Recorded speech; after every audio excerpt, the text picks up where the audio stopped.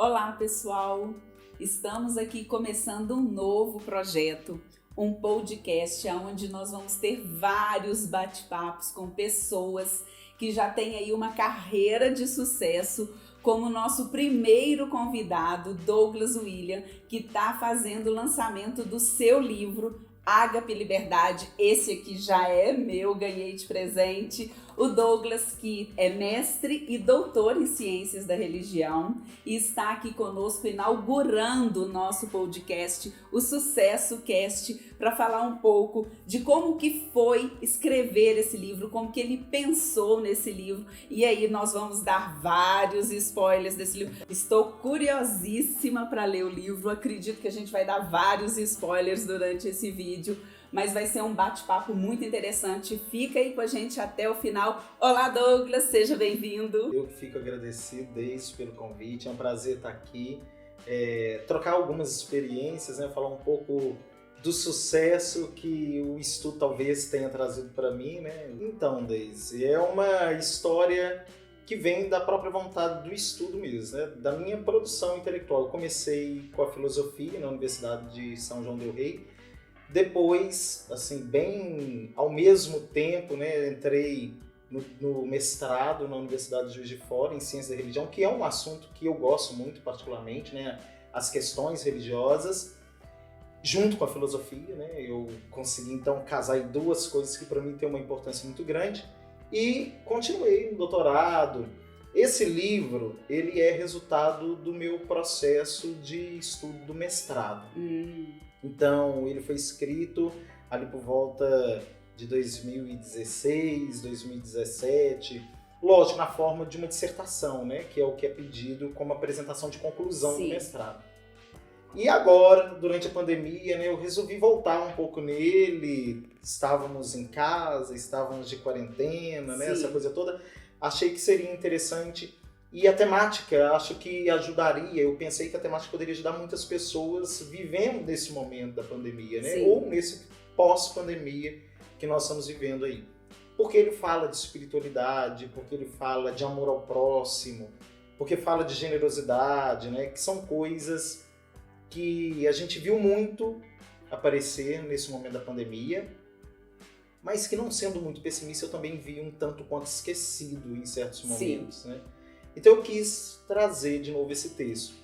Passei pelo processo de editoração dele, né, onde a gente não pode, eu não trouxe aqui de fato a dissertação do mestrado, porque senão seria de pouco acesso, seria de muito uma linguagem muito acadêmica, né? A estrutura muito acadêmica. Sim. Então a gente, com todos os conselheiros editoriais, né, da editora Apres, eu refiz algumas partes, refiz, li, reli, né? Aproveitei desse momento para poder, então, criar coragem e falar, acho que agora eu vou soltar esse filho no mundo. E eu acredito, né, os convites que você recebeu do nosso saudoso Padre Fábio, eu já assisti um sermão seu.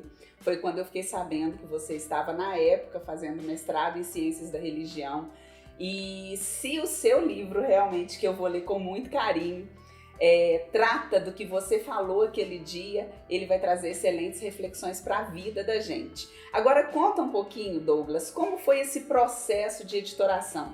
É um processo difícil, demanda tempo, existem regras a serem cumpridas, a editora te exige de determinadas coisas. Conta pra gente aí como que foi. Então, Deise, por estar no meio acadêmico, eu queria lançar um livro, porque isso nos ajuda a ter visibilidade no meio acadêmico, né? Para concursos, pontuações, essa coisa toda. Mas esse processo de editoração começou quando, em junho do ano passado, mais ou menos, maio, junho, inclusive está fazendo aí um ano, eu entrei em contato com essa editora por indicação de um amigo, né? Essa editora é do sul do país. A gente envia no primeiro momento o texto, sem estar mexido, o texto tal qual, feito no mestrado. Sim. Então a gente manda. Eles, com o conselho editorial, vão fazer a leitura e ver se é pertinente ou não algumas linhas de pesquisa e de lançamento deles, né? E aí eles nos mandam um parecer com a proposta, o projeto, de quanto tempo que a gente vai fazer esse projeto, as etapas, o contrato, né, que é firmado inclusive para as vendas online porque há várias lojas online que vai estar vendendo o livro, né, associado à editora Apres, e o processo assim, é um pouco árduo. Imagina. Não foi uma coisa tão fácil, a prova disso que quase um ano, né? Sim. Pelas idas e vindas, né? Pelas correções, sentar de novo, reler o texto, né? Eu costumo dizer que é literalmente ter um filho. Sim. Mas num sentido não tão positivo, porque a gente no primeiro momento lê muito o que a gente escreveu. Aquele primeiro momento a sensação que a gente tem, nossa, estou escrevendo bem demais. Nossa, aqui vai ser um best-seller. Já estou escrevendo para o sucesso cast. Mais ou menos isso. Aí depois a gente começa a ficar cansado daquilo, porque fica maçante pela correção. Sim. Você tem que reler. Sempre os mesmos pontos, os mínimos detalhes. Alguém que está lendo, eu acredito que eles colocam uma pessoa que seja leiga no assunto. Certo. Porque a gente tem que saber explicar a essa pessoa leiga a mensagem que a gente quer transmitir, né? Justamente. Se fosse para colocar uma pessoa que fosse doutora no assunto, ela, numa primeira pegada, fluiria muito bem a leitura. Então, certo. A gente tem que esclarecer conceitos que talvez para mim, pelos meus 6 anos aí próximo à temática, é muito claro, mas para as pessoas talvez não, né? E então, provavelmente o seu objetivo, a sua intenção é trazer uma reflexão sobre a vida, sobre os nossos desafios, provavelmente, e que você possa se conectar mais com as pessoas, trazer uma linha de reflexão mais ampla com relação à vida, mas de qualquer pessoa que for pegar o seu livro e ler. A ideia é exatamente isso, é acessar todo o público, né? Exigir um pouco de alguns, né?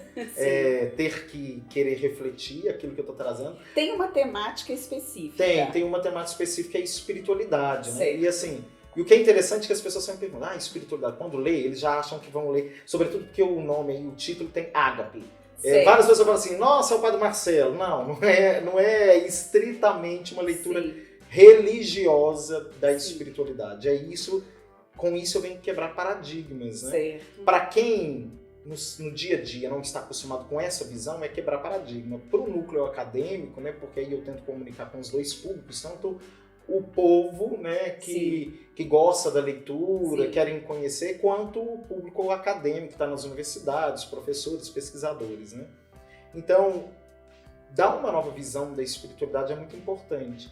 E aqui, por exemplo, em Barroso, isso fica muito, talvez, chagado com a minha imagem por ser essa figura, como você disse lá, né? Estava sempre na igreja católica, sermão, uma liderança religiosa, né? Uma liderança leiga, né? Então as pessoas às vezes posicionamento frente à população, né? Aí as pessoas já veem, às vezes, ele é padre. Não sou, né? Ou se não, acham que quando eu vou falar de espiritualidade, eu vou falar somente de religião. E Deus. Em alguns aspectos eu vou até tocar, né, no livro, nessas questões, inclusive mais ainda do que na ideia de Deus, na ideia de Cristo, porque é uma ideia muito humana de como experienciar a espiritualidade. Mas é uma nova visão da espiritualidade, ela é o tema central, né? É ver que espiritualidade não é somente eu ajoelhar, acender uma vela, rezar, fazer meditação, né? No caso, por exemplo, do budismo, não é somente isso. No dia a dia eu posso praticar essa minha espiritualidade, né? São atos com relação aos outros, a afetividade, a proximidade, a caridade, né? São coisas independente da crença, praticar a sua espiritualidade na ação. Isso, é uma coisa muito prática, né? Certo. E por isso espiritualidade laica. Parece um contrassenso, porque a gente pensa assim, laicidade é uma ideia que vem da Revolução Francesa, né? Chega para nós como uma oposição entre igreja e Estado. É de fato isso também, no âmbito político da coisa, estrutural, é quando a igreja deixa de dar as ordens na política. Então há uma distinção. Mas laicidade também é mais que isso. Aqui no livro eu trago uma ideia mais ampliada do que isso. É quando a gente desprende de todas as ideias fundamentalistas, absolutas, verdades prontas e acabadas. Essas verdades prontas e acabadas são muito perigosas para a vida. Então, por exemplo, o nazismo foi perigoso porque ele era uma verdade absoluta, de uma supremacia racial. Religiões, muitos religiosos têm essa visão que a minha religião é a verdadeira, o meu Deus é o verdadeiro, todo o resto está condenado. Não só, e aqui eu não quero fazer pré-julgamentos e nem juízos ao islamismo, mas é uma vertente muito forte disso no islamismo, que a gente percebe, em geral a gente sempre identifica, né? Mas não é só o islamismo, né? Toda religião tem muitos fundamentalistas. E todo extremo não é positivo. Todo extremismo é muito perigoso. Sim. Ele gera violência, ele gera Sim. morte. Então, laicidade é para desconstruir esses extremismos, que passa pela religião, mas passa pelos meus ideais políticos. Hoje a gente vê aí uma dualidade muito forte na política. De um lado, lulismo, do outro lado, bolsonarismo. Ou você tem que ser uma coisa ou outra. As pessoas querem te encaixar em um e outro de alguma forma, né? E só o meu político de estimação tem razão, no que ele fala é verdade absoluta, eu tenho que acreditar e pronto. Isso é muito negativo, porque eu me tranco a conversar com o outro, a ouvir o outro, a saber do ponto de vista do outro, a respeitar o outro, a tolerar o outro. Sim. E é isso, nesse sentido, a laicidade é essa, eu costumo dizer, né, pautada no outro autor, aqui eu trabalho alguns da filosofia, Luc Ferry, que é um filósofo francês, André Comte-Sponville, que é um francês, Gianni Vattimo, que é um italiano, e o italiano Vattimo, ele fala muito disso, né? Tirar essa força que essas verdades têm e que acaba matando literalmente, matando de tirar a vida dos outros, mas matando também tantos outros prejuízos que eu levo o outro a ter. Então, laicidade nesse sentido, sabe? E quando você colocou o título Ágape, para quem não tem um contato ainda com esse conceito, é justamente isso que você está falando, seria um amor fraterno, um amor genuíno, onde você pode expressar a sua espiritualidade com empatia, né, no seu próximo. Praticar o amor ao próximo seria o amor em ação. Exatamente. Ele não faz sentido se ele for teórico, né? Sim. Ele tem que ser colocado em prática. Ágape é um termo, e aí é onde a gente entra aí, a minha grande crítica no livro, que aí eu faço uma crítica ao Luc Ferry, que é esse filósofo francês, né? Sim. A grande crítica é exatamente essa, ele se pauta em ágape, que é um amor cristão. Sim. Ágape é uma palavra do cristianismo, que quer dizer esse amor ilimitado. Os gregos, eles usavam aí 3 palavras para diferenciar o amor, né? A gente usa uma palavra. Eu gosto sempre nas minhas aulas de filosofia, os meus alunos sabem disso, a minha primeira aula eu sempre gosto de falar da palavra amor, porque filosofia tem a ver com amor, né? Sofia é a sabedoria e filo vem do amor filia, que é um dos tipos de amor dos gregos. Os amores são eros, que é um amor doentio. É o amor que quer desejar o outro, de posse. Ele quer sempre ter o outro na minha medida. Sim. O outro tem que ser na minha medida. Então, se eu declaro, eu te amo, eu quero ouvir do outro, eu te amo. O outro não pode falar, eu também, senão vira uma guerra mundial no relacionamento, né? Acaba o relacionamento porque você não me respondeu que me ama. Você me disse também. Também não é resposta, né? Para o amor eros. É um amor que tá sempre preso, querendo sugar o máximo do outro. Repare, eros tem muito a ver com paixão, com sexualidade, né? Com erotismo. A palavra erotismo vem do eros. Então tem muito a ver com isso. O desejo do outro, o outro tem que saciar as minhas vontades. Não amor de amar por atitude, por um sentimento genuíno, mas sentimento de posse. É para o meu bem. Para o meu bem, não pelo bem do outro. Não é pelo bem do outro. O eros é um amor para o meu bem. Sim. Eu quero porque me faz bem. Quando não fizer mais, eu descarto.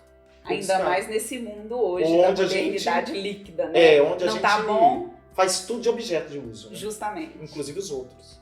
Infelizmente. Infelizmente a gente faz muito isso. O outro amor é o filia, que é o amor-amizade. Sim. E eu também gosto muito, eu acho que é o Luc Ferry mesmo, que no livro dele, Revolução do Amor, acho que é ele que dá esse exemplo. O amor filia, se não for ele, é o Comte-Sponville. É aquele assim, você tá andando na rua, você vê lá do outro lado seu amigo, você abre aquele sorrisão. E é espontâneo, porque você ama ele te faz bem só de ver. Você tá rindo só por ter visto ele. É alguém que te soma, que você tá ali próximo, porque te faz bem, mas você também faz ele. Tem mais uma troca. A gente poderia hierarquizar isso, sabe? Eros um mais básico, quem dá um passo vai para filia. Inclusive os matrimônios só duram se ele passar ao filia. Sim. Nenhum matrimônio permanece se ele ficar no eros, porque o prazer acaba, a beleza física acaba. Sim. E aí tem que ter alguma coisa mais profundo. Que me faz ficar com o outro, que é o quê? as mesmas vontades, mesmos ideais, mesmos projetos, mesmos planos. Admiração, o respeito pela personalidade dele, mesmo que seja diferente da minha. E aí entra nos perfis comportamentais, podemos gravar um novo podcast. Isso, e que você, inclusive, está me devendo falar qual que é o meu, que eu tô no curiosíssimo. No final eu te conto. Tô curiosíssimo para saber. E esse amor-filia é um passo, então, Sim. assim, eu não gosto muito de hierarquizar, mas talvez ele estaria no segundo patamar. Sim. E o terceiro, ele é mais difícil. E é o mais exigente, que é o ágape. É o ágape. A gente, o cristianismo criou essa ideia a partir da ideia de amor divino, um amor de Deus. Só Deus sabe amar nessa medida. Mas aqui, quando a gente trata de laicidade, a gente traz isso para a dimensão humana. Não, nós, seres humanos também. E eu gosto de um exemplo que é o amor de mãe. A mãe ama na forma de Deus. Incondicionalmente. Sem impor condições, né? Tem uma teóloga francesa que ela chama Simone Weil. Ela, explicando isso, ela cria uma teoria, que é a teoria do Tsintzum, que ela chama. É assim, Deus, ele dá um passo atrás para que a gente dê um passo à frente, para que a gente possa existir. E mãe é assim. Né? No projeto do filho, a mãe ama incondicionalmente, ela abraça. E se ela tiver que subtrair os seus planos para que o plano do filho se realize, ela vai fazer isso. Se ela tiver que ficar a madrugada inteira, mesmo cansadíssima depois de um dia aguardando o filho chegar em casa, e ela tiver que tomar conta dele de madrugada, por exemplo, com uma febre, qualquer outra coisa, ela vai ficar. Com certeza. Mesmo que ela esteja cansadíssima. Com certeza. É um amor que nega a si para que o outro seja. Isso é ágape. Isso é ágape. Eu me nego, lógico, não me anulo, porque a gente não pode se anular. A gente tem que se mostrar, a gente tem que ser. Mas eu me nego para que o outro possa ter espaço. Como que quem ler o livro e começar a entender mais esse amor ágape pode entendê-lo de uma forma positiva e não entender nessa forma de negação, ok? E como ele se relaciona com a liberdade? Então, porque o seu livro é Ágape e Liberdade. Que é a então, segunda parte. Provavelmente é uma provocação sua, talvez, né? No sentido dos dois conceitos. Se você dá um passo atrás, certo? Você vive a sua vida mais em prol do outro, mas e a sua liberdade de ser quem você é, de não se anular, mas ao ponto de expressar esse amor ágape. Seria isso? É exatamente isso. É assim, ágape é uma escolha. Escolher é uma dimensão, uma das características da nossa possibilidade de ser livre. Sim. Só quem escolhe é livre. E aí vem para uma questão que é muito própria do ser humano. Todo ser humano é livre. O Sartre, né, que é um autor que eu gosto muito, fala muito disso. Nós somos condenados à liberdade. Mesmo quando eu não escolho, eu estou escolhendo. Sim. Então, por exemplo, nós estamos no ano eleitoral. Se eu fizer a opção de não votar, eu estou fazendo uma opção. Então eu não posso negar que eu fiz uma opção. E se ganhar alguém que eu não queria, eu fiz uma opção. Eu tenho a minha parcela de culpa nisso também. Sim. Eu fiz uma escolha. E ágape e liberdade é nesse sentido, assim, eu tenho que escolher fazer o bem ao outro. Não pode ser vindo com uma regra, não pode vir imposto a mim. Como na moral, às vezes vem, né? A ética, o comportamento moral diz, você deve fazer isso, você deve amar o outro. Mas amor não é dever, é escolha. Eu não devo amar alguém, eu escolho amar alguém. E nesse sentido, o ágape desse limitado. Hoje, por exemplo, ações como a Cruz Vermelha, Médicos Sem Fronteiras, são entidades que mostram muito isso. Tem muitas figuras, talvez desconhecidas, né? A gente conhece tantos. Matéria de Calcutá, né? Com todas as atitudes e práticas caritativas que ela teve. Tantos outros. Dalai Lama, né? Em tantas religiões, e até não sendo religiosos. Sim. Fazem muito pelos outros. E às vezes fazem sem serviço, porque hoje a televisão gosta de mostrar muito o que é desgraça e não mostra esses atores do amor, vamos dizer assim, né, que estão fazendo as escondidas muito pelas pessoas. Sim. Então, assim, no dia a dia tem muitas pessoas que fazem, que estão dispostas a escolher amar, a fazer pelo outro alguma coisa. Talvez a gente não veja, porque não tem tanta publicidade, não tem tanta audiência, né, não vale tanto a pena falar do bem. As pessoas preferem falar do que é negativo. É como você falou, não dá audiência, é uma pena. Aí entra a parte da filosofia, certo?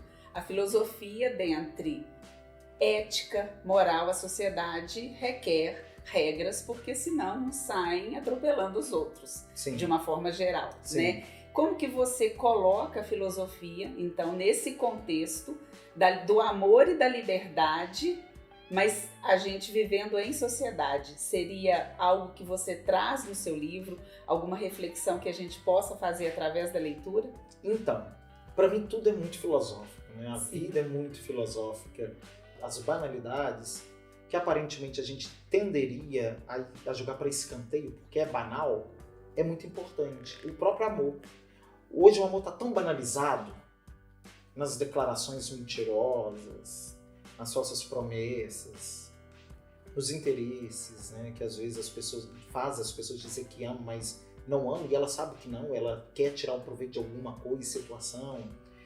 As pessoas, ao invés de falar que vai fazer sexo, falam que vão fazer amor, né? Uma banalidade, são coisas distintas, né? Essas coisas banais nos ajudam a trazer filosofia.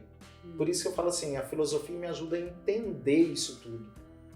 A gente percebe a filosofia na própria experiência de vida.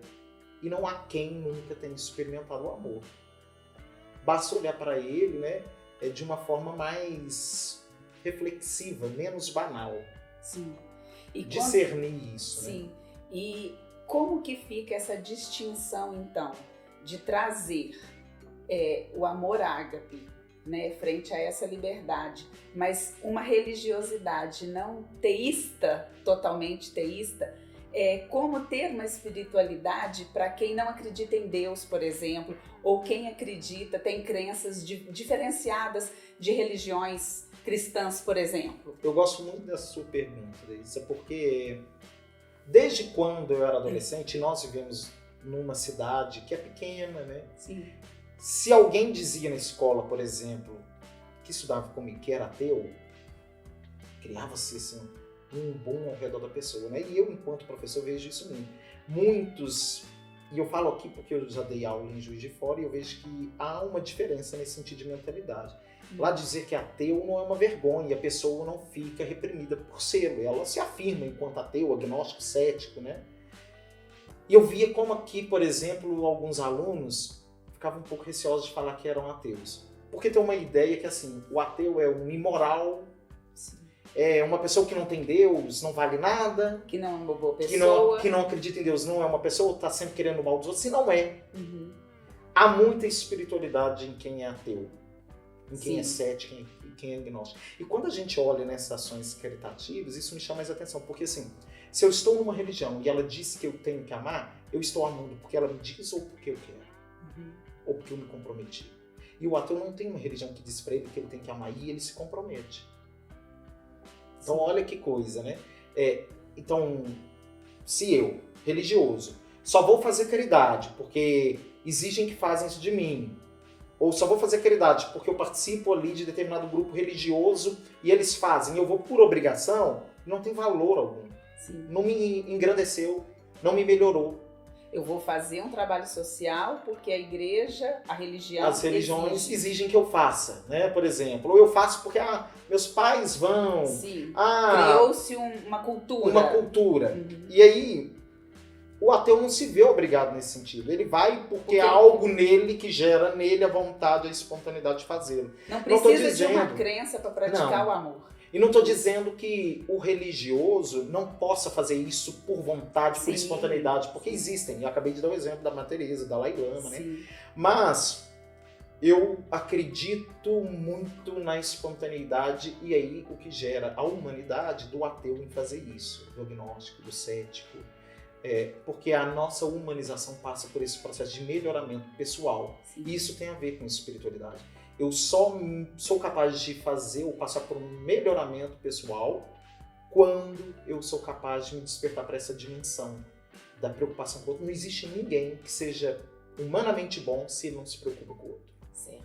E tem como desenvolver essa espiritualidade sem ser baseada numa religião específica? Eu acho que sim, sabe? Eu trago aqui no livro, no último capítulo, no terceiro, algumas dessas práticas pautadas em alguns outros autores. Olha, né? Gente, por exemplo, parece que eu li o livro. Você viu o livro agora! Foi spoiler, isso aí, alguém te contou. Intuição. E no final eu falo sobre isso. de atitude de generosidade, né? Coloco algumas práticas, mesmo práticas, né? Coisas que no dia a dia eu posso fazer e que me ajudam a desenvolver esse tipo de espiritualidade, sem precisar de ser rezando, acendendo uma vela, como eu disse, frequentando um culto, uma igreja. Mais uma vez, não estou desmerecendo quem faz isso e quem vê nisso o modo de eu desenvolver a minha espiritualidade. Sim. Muitas pessoas fazem isso. Eu, particularmente, faço isso. Sim. Eu sou uma pessoa de fé religiosa, né, que faz isso. E aí entra essa coisa que os meus alunos costumam perguntar muito. Como assim? Você é uma pessoa que... Da igreja. Da igreja, o termo que eles usam. Da igreja. E você falando de ateísmo. Isso é um filósofo que eu mais gosto e é um pensamento que eu gosto muito porque aí eu consigo olhar com criticidade a minha fé, que eu acho que isso é muito importante. Quando eu trago essa espiritualidade dos ateus, eu trago nessa dimensão, né, de poder inclusive ajudar quem não é ateu a poder se perceber de uma forma mais crítica, porque é muito triste as pessoas que só dizem sim às suas crenças sem olhar criticamente aquilo que acontece. E hoje a gente vê muito isso, né? As pessoas entram nessas ideologias perigosas, religiosas, e são usadas, manipuladas por conta dessa ideologia, dessa religiosidade muito cega, e são incapazes de perceber criticamente aquilo que eles estão fazendo. Como aquele termo, bonecos de presépio. Mais ou menos isso, né? Dizem sim a tudo, calam-se a tudo, não conseguem enxergar pontos negativos na sua religião, na sua fé. Tudo tem, né? Tudo tem. Somos humanos e vivemos num mundo repleto de desafios, com momentos específicos de o que a gente considera como felicidade, alegria de determinados momentos que te deixa feliz, né? Mas em tudo tem o lado positivo e o lado negativo. Nós somos ser em processo, né? Sim, sempre. Em construção. Sempre. Isso tem a ver com liberdade também. Eu estou me construindo. Eu não sou uma pessoa determinada. No meu nascimento, nada me determinou. Sim. Nem o sexo, nem a cultura. Sim. Elas me influenciam. Sim. Lógico, a religião, eu trago essas características nas escolhas que eu faço. Mas eu não tenho que ser isso. Somos sempre em construção. Nós estamos nos fazendo. Né? E se nós estamos nos fazendo, nós vamos nos deparar com situações negativas. Sim. Ruins, de provação, de quedas, coisas que vão nos testar, mas que vão nos ajudar a crescer também, a dar passos importantes. Eu acho que o bacana do seu livro e de todas as possibilidades que a gente tem de estudar, de buscar ampliar a nossa forma de enxergar a vida. A gente fala muito, né, sair da nossa caixinha, né? Eu nem falo sair da caixinha, não. Ampliar a nossa caixinha. Como dizia Einstein, uma mente que se abre a uma nova ideia jamais volta ao seu tamanho original. Eu sempre penso fazendo uma massa de pão, né? Colocando fermento e aquela massa crescendo. Cada conhecimento que a gente coloca ali, cada nova informação, tudo que você tem a possibilidade de enxergar com outro olhar e tá sempre se autoavaliando e criticando qualquer informação, nunca tomando como base uma verdade absoluta, a gente tende a se tornar cada dia uma pessoa melhor. É o que o Rousseau, por exemplo, chama de perfectibilidade. Sim, eu trago aí. Sim. Eu acho que eu li o livro. Também estou achando que a editora te entregou antes do lançamento e eu não estou sabendo. Você sabe o que é isso, Douglas? Eu chamo de conexão. Exatamente. Amo filosofia, não sou filósofa, mas eu gosto demais de ler. E essa perfectibilidade eu tenho sempre, trago comigo nos meus estudos, nos meus aprendizados. O que é a perfectibilidade? É eu me reconhecendo como um ser que está nesse processo de buscar a perfeição. Sim. Nunca vou ser perfeito. Nunca. Porque não existe ser humano perfeito. Mas eu estou no processo de busca disso. Sim. E essa perfectibilidade é em todos os campos da minha vida, espiritual, afetivo, intelectivo, profissional, né, familiar. Sim. Então eu tenho que buscar essa perfectibilidade para eu desenvolver e potencializar, inclusive, esse tipo de espiritualidade. Eu poder me perceber como um ser humano, eu vou usar um termo que às vezes pode ser entendido um pouco perigoso por algumas pessoas, mas vou explicar assim. Um humano divino. Quando eu digo humano divino, eu penso em Cristo. Sim. Um exemplo. E não pelo fato simplesmente, porque a gente tende a pensar assim, olha, Cristo é Deus, fez homem, mas não simplesmente por isso. porque ele foi o mais humano de todos os humanos. E aí o Cristo ele mostrou, histórico.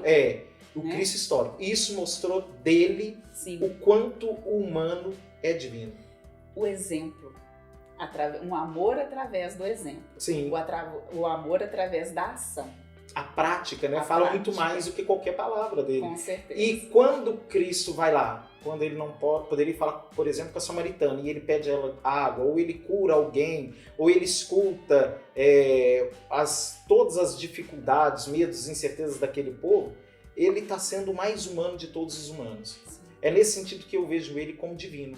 Porque é difícil ser humano. Sim. Nesse sentido é difícil ser humano. Nós somos ilimitados. E nesse sentido Cristo não teve essa limitação. Por isso o humano divinizado, eu penso nesse sentido. Não que nós somos seres grandiosos, perfeitos, né? Olha, nós podemos fazer coisas, dominar o mundo, a ciência. Não nesse sentido, nós podemos, mas isso não nos faz grandes. Eu acho que isso até nos diminui muita coisa. É o que eu ia falar, é o contrário, na verdade. Isso né? nos diminui muita coisa, né?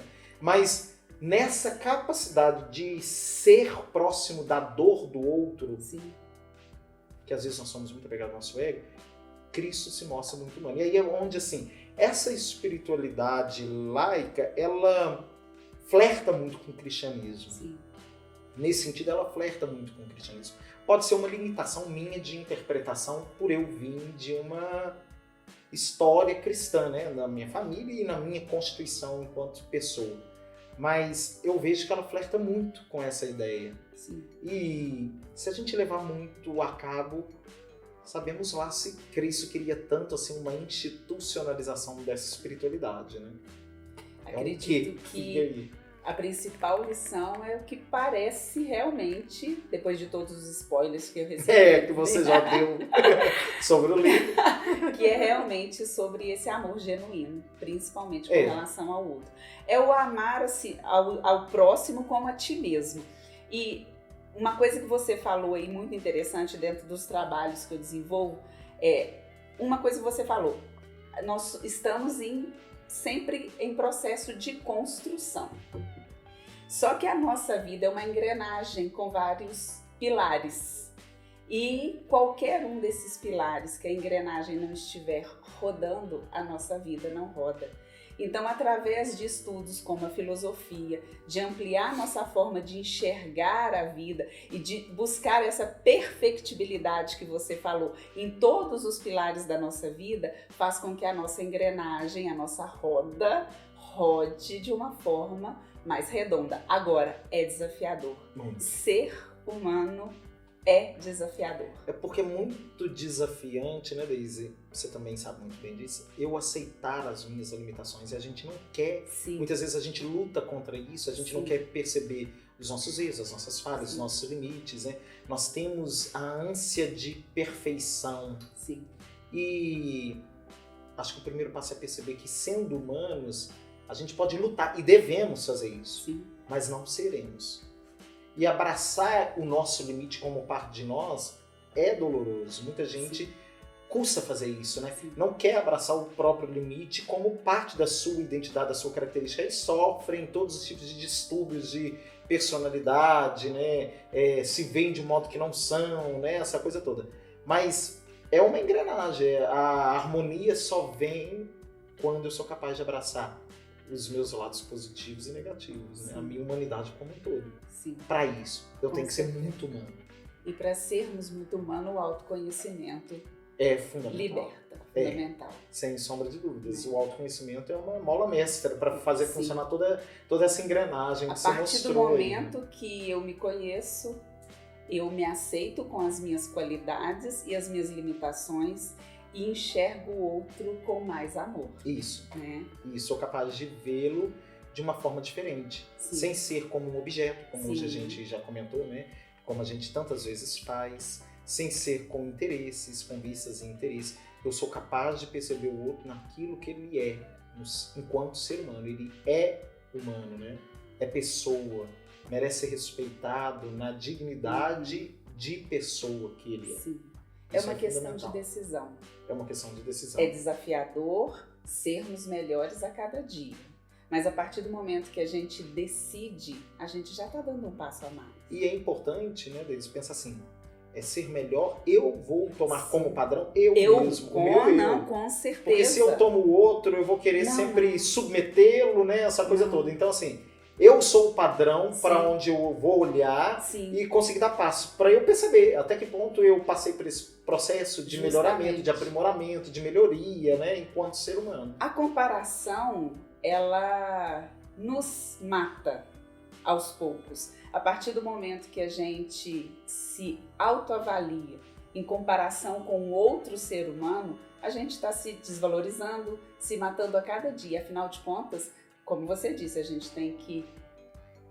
nós temos que nos conhecer e sermos melhores a cada dia comparados com nós mesmos. E para isso é a busca do conhecimento. Eu acho que o seu livro vai ser um grande sucesso. Tomara que teremos seja. Muitos leitores aqui. E que ajude a ter essa percepção, né? É interessante que aí, quando você fala sobre isso, a gente pensa assim, mas uma espiritualidade laica, se não tem Deus, o que é sagrado neles, para eles, né? Para um tipo de espiritualidade? Primeiro a gente pensa assim, sagrado é aquilo que faz com que eu seja capaz de me reclinar. Quem é uma pessoa crente que acredita em Deus, ela está sempre se curvando à grandeza do sagrado que é Deus. Nesse sentido, se é laico, se é ateu, se é agnóstico, a que ou a quem? A essa humanidade, a essa humanização, esse processo, né? Eu me inclino para a grandeza que você representa para mim. Mesmo que você seja um pobre mendigo que seja na rua, sem banho, sem nada para comer, com um cachorrinho do lado, a sua humanidade faz com que eu tenha que me reclinar para aquilo que você é. Você é muito mais do que essa situação possa dizer sobre você. Então eu sou capaz de reconhecer isso, reconhecer o outro para além daquilo que talvez os estereótipos possam dizer. Nossa, que lindo! Isso é muito importante, isso é muito importante. Porque a gente pensa em sagrado, né? Sim. Só nesse sentido de estar muito distante, intocável. Eu posso tocar, é sagrado. Por que é sagrado eu sentar à mesa e almoçar com a minha família? Porque aquele momento me constrói. É importante para mim, traz muito para mim. Tem uma música, né? Amor de Índia, a Maria Gadu canta, né? E ela fala isso, né? Tudo que move é sagrado. A música não é dela, mas ela tem uma versão, né? Aí ela fala que o tempo é sagrado. O tempo é sagrado. E repare bem, olha, são muitas coisas. Não é lógico, reconhecendo e respeitando aqueles que veem a sacralidade de Deus, mas para além de Deus há muita coisa que deve ser respeitada, que a gente deve ter essa reverência. Por que não ter reverência com o tempo, né? Com o nosso tempo? Como ele é importante, as pessoas são limitadas. E a gente começa a perceber o nosso papel nisso também, né? Eu vou me deparar com a morte, com a minha e com a do outro, em algum momento. Com pessoas que eu amo. Sim.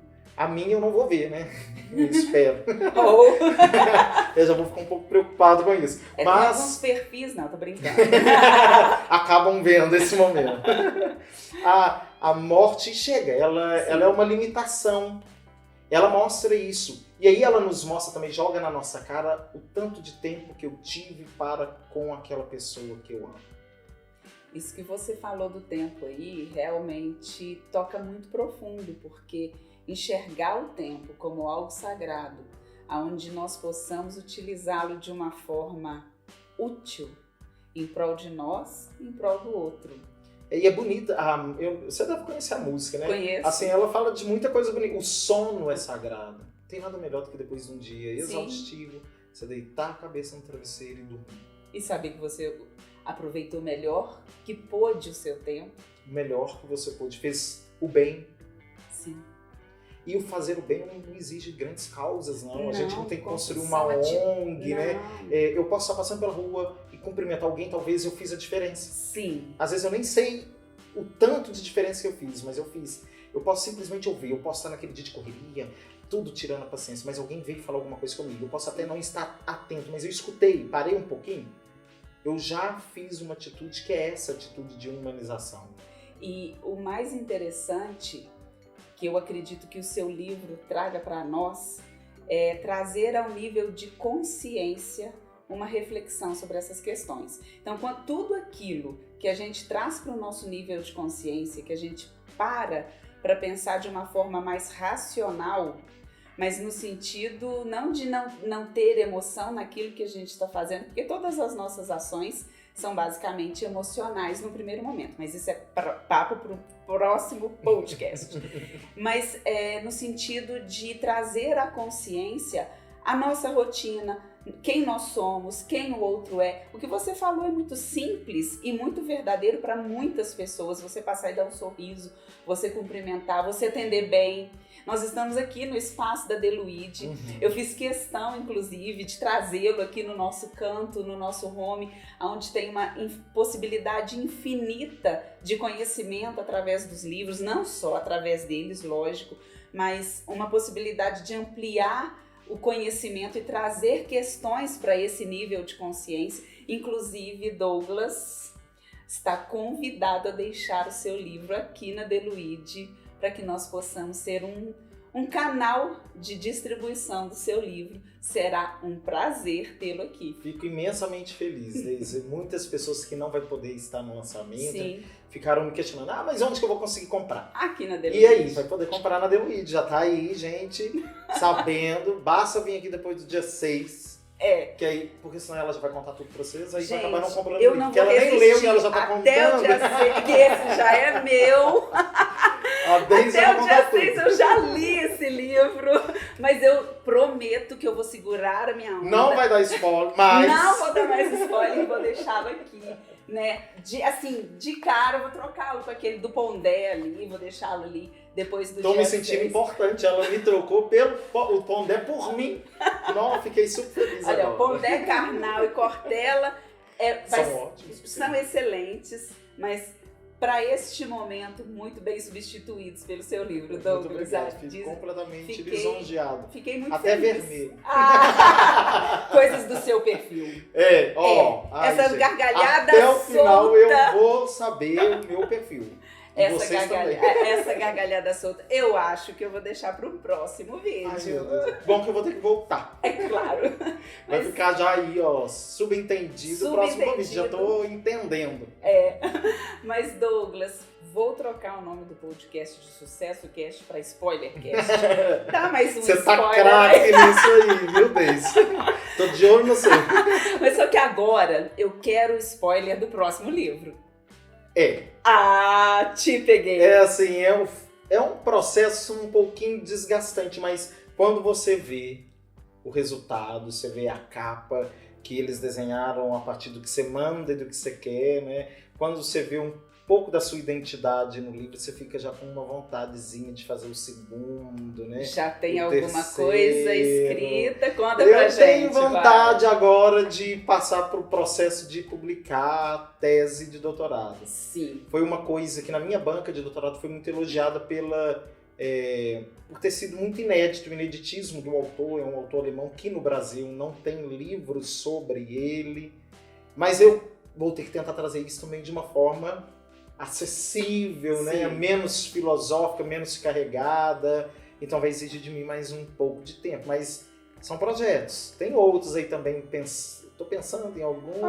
Mais um spoiler, por favor, Tô pensando em alguns, mas vamos ver se eles vão sair mesmo do forno. Projetos de livros, projetos redes sociais. De livros também.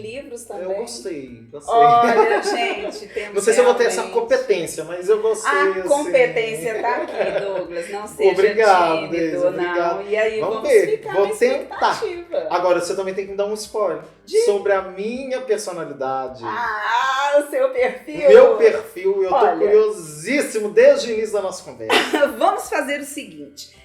Dentro do nosso trabalho, a gente fala, quando a gente não faz o teste, que é dar uma alucinada no perfil da pessoa. Então, eu não sei, através de um teste cientificamente validado, existe uma ferramenta, né, onde eu vá descobrir realmente o seu perfil. Não tem erro, 99,9% de acerto. Então, daí você já vê.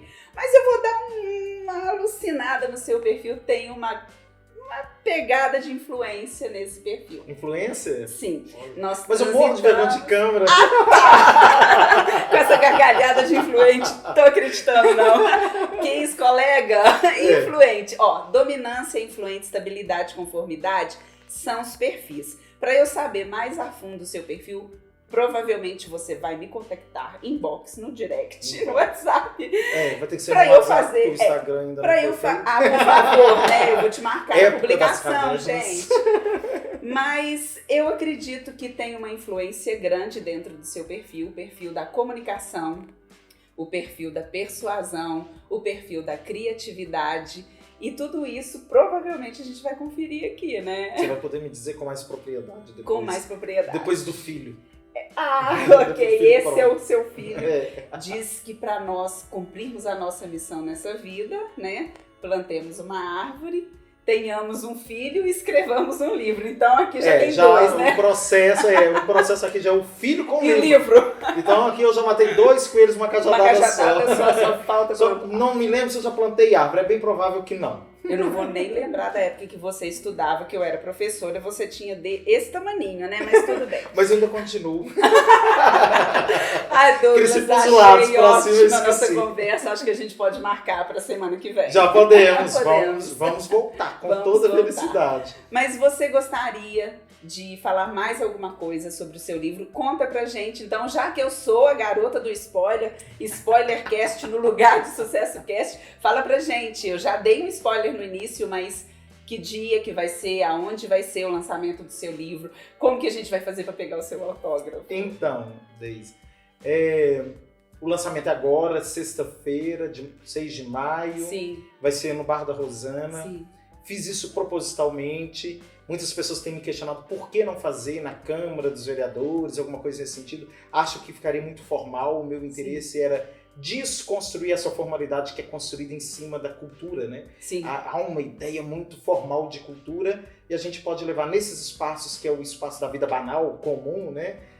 A cultura, o conhecimento. Sim. O meu interesse foi exatamente esse. Dar acesso. Propositalmente para dar acesso e laicizar essa dimensão de cultura, né? Tirar essa força, esse enigma todo, essa absolutez que se coloca ainda, né? Como que num pedestal, as questões relacionadas à cultura e trazer isso mais para o meio do povo, né? Sim. Das pessoas. Então, na próxima sexta-feira. Todos estão convidados. Como eu coloquei lá já nas redes sociais, né? Vai ter depois também um momento de showzinho com a Marina Lunara, ela vai cantar lá um MPB. Nossa amiga. Muito conhecida também, né? Sim. A gente gosta muito da voz dela. Marina, ela vai ajudar. já está convidada para um próximo SucessoCast. Ela vai dar spoiler. Vai ser sobre o documentário. Não, e outra coisa, quem está atrás daquela câmera ali, são 2 pessoas, também já estão convidados para o próximo SucessoCast. Não sei se é o próximo, mas um dos próximos, porque são casos de sucesso. Você concorda comigo? São. A gente dá spoiler de quem eles são? Eu acho que você pode guardar. Eu vou guardar. Mas eu acho que vai ser uma boa jogada também trazê-los para cá. Eu também acho. Realmente profissionais de uma qualidade impressionante naquilo que eles fazem. Estou me sentindo assim numa rede de televisão, né? Aqui a produção é imensa por trás disso, gente. Realmente. Uma produção de outro mundo. Tem até durex escondido onde vocês jamais vão imaginar. Com certeza. Luzes para todos os cantos. Mas inclusive 2 profissionais ali atrás, né? E aí agora convidados assim em rede nacional, sinto muito, meninos. E eu deixo o convite todos Sim. a estarem lá. Vai ser uma alegria, eu vou estar autografando, vamos estar vendendo o livro também. Sim. Lá, né? Tem muitas pessoas me perguntando. O valor dele é R$46, é um valor que é dado pela editora. Certo. Não sou eu quem escolho, é um valor de mercado nacional. Então, certo. Já no contrato, eu tenho que assinar um contrato onde eu me comprometo com a venda nesse valor. Certo. Tiveram algumas pessoas que falaram, nossa, não vai fazer nenhum descontinho. Vai haver um desconto depois nas compras online. E eu ainda vou lançar o desconto dele, né? Mas Até o momento eles ainda não mandaram o cupom que você Sim. pode usar lá na hora da compra. E vai estar aqui também na loja Deluide, né? Sim. Para depois vocês poderem comprar, as pessoas interessadas, Sim. né? Acho muito importante a gente valorizar isso, né? Sim. Não é por ser eu, mas é muito importante a gente valorizar o que a gente tem aqui próximo de nós, Sim. né? De conhecido. Sim. Isso é muito importante. Tenho sentido isso assim, muito bem abraçado Que bom. pela população de Barroso, os meus alunos, o povo na rua que me encontra, que me pergunta, que se alegra comigo, né? Todos que me ajudaram aí na publicação, Sim. sobre o lançamento, que estão por detrás desse processo. A Deise, né, deixo aqui já de antemão o agradecimento. Fiquei muito feliz no dia que ela me convidou para estar aqui. Não sabia que era para inaugurar o Sucesso Cast, né? Mas fiquei muito feliz de poder fazer isso. Pode contar comigo para outras oportunidades e bate-papos. Estarei aí no que eu puder contribuir, assim como você tão generosamente se dispôs a me ajudar, também estou aí. E assim, é de coração. Nós já temos aqui na nossa loja o livro de Barroso, do Wellington, né? Inclusive, nós estamos conversando sobre um vídeo também, onde eu vou trazê-lo para falarmos sobre o livro e alguns livros que ele, como historiador, né, traz também pra gente uma bagagem muito bacana. E eu gosto realmente, o Douglas, é um amor ágape, talvez, que eu possa conseguir praticar genuinamente, de poder ajudá-los, porque eu acredito na nossa cidade, acredito nas pessoas da nossa cidade, por mais que nós enfrentemos desafios, né? Mas é um prazer. Eu te disse isso antes de nós começarmos, que quando eu vi a publicação, a chamada para a inauguração, né, o lançamento do seu livro, dia 6, eu vou chamar o Douglas para conversar comigo, porque me deu um sentimento de que a gente tem a oportunidade de aprender sobre amor, sobre liberdade e outros assuntos, filosofia, o que for, através do seu olhar, de toda a cultura que você tem, que você traz aí na sua bagagem. Gente, né, Barroso, estou aqui com o doutor do meu lado, doutor de verdade, é um prazer muito grande. Repito, eu lembro de você, continua pequenininho, mas menorzinho. Então, assim, é um prazer muito grande tê-lo aqui, ter conversado com você. E agora, terminando aqui o nosso bate-papo, eu acho que eu escolhi muito bem com quem eu começava esse projeto, desse podcast, de estar podendo trazer pessoas de sucesso e de estar falando, né, em paralelo com a caminhada desse projeto, do meu trabalho, que eu também acredito muito no desenvolvimento das pessoas, no sucesso profissional através do sucesso pessoal, sabe? O autoconhecimento realmente liberta, e através do meu trabalho, que não é só através da Deluide, mas é a minha empresa Diretriz Educação Corporativa, trazer a oportunidade das pessoas se conhecerem, se desenvolverem e terem sucesso através das suas caminhadas, das suas profissões, principalmente como seres humanos, né? Então, estou começando com chave de ouro o podcast Sucesso Cast, com o convite que eu fiz para você. Imensamente grata com a sua presença. Fico muito feliz, Deise. Não sei se eu tenho a grandeza do projeto, né? Com certeza. O sucesso do projeto, mas eu fico mesmo muito feliz, lisonjeado pelo convite. Também foi com muita alegria que eu aceitei e acolhi a sua proposta. Acho ela muito interessante e você vai brilhar com o Sucesso Cast também. Vai ser um sucesso o Sucesso Cast. Ai, muito obrigada. Esperamos muito que isso aconteça. Muito obrigada e seja sempre bem-vindo no Sucesso Cast e na Deluide, como sempre, e no nosso coração também. Muito obrigado. Muito obrigada. Gente, muito obrigada pela participação de todos vocês. Em breve, novos vídeos, conteúdos e muita coisa bacana nas minhas redes sociais. Fiquem ligadinhos aí. E não se esqueça, se você gostou, curta, compartilhe com um amigo seu. Se você está assistindo pelo Instagram, clica no link, vai lá no YouTube, se inscreve no nosso canal e nos dê sugestões de quem você gostaria de ver aqui, conversando, falando sobre o seu caso de sucesso. Muito obrigada e até o próximo vídeo.